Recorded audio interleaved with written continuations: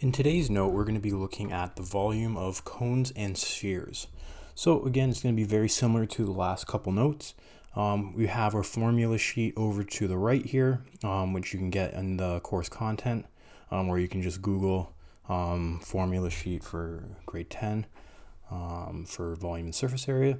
So what we want to do first is we want to determine the volume of either the cone or the sphere.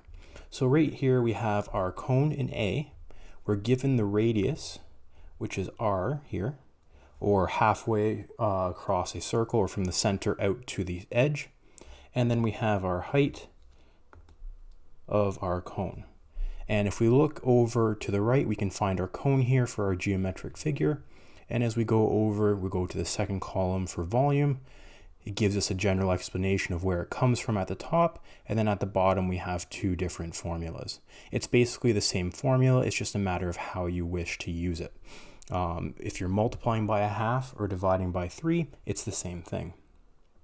So I'm just going to start off, I'm going to do pi r squared h divided by 3. So I'm going to use the second version of it because I like dividing by 3 rather than having to deal with multiplying by fractions. And now I'm just going to fill in all my information. I'm going to leave pi the same. Remember, pi equals 3.14.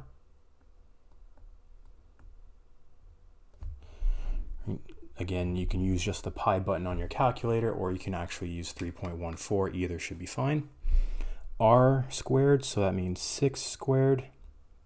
Actually, let me just write this a little bit lower. So volume equals pi times 6 squared times h, which is 15, all divided by 3. And then this just becomes a calculation. I'm going to do the top first, then the bottom, just to avoid any errors. So you should get 1696.5, we'll round it to, divided by 3. And you should get around 565.5, and it's inches and then cubed, because again, remember, volume deals with units cubed. For B, we are dealing with a sphere. So if we look at a sphere find it on our formula sheet, the first column was surface area, and the second column is volume. So in this one, we have V equals 4 pi r cubed divided by 3. So the only measurement here we need is r. Again, this right here is the diameter, right? Because that's the whole distance across. Radius is halfway, diameter is the entire way. So if we want to just figure it out, our radius, or 2 times our radius equals diameter. So radius is actually diameter divided by 2. Again, you may just divide 3 by 2 right off the bat. That's fine. And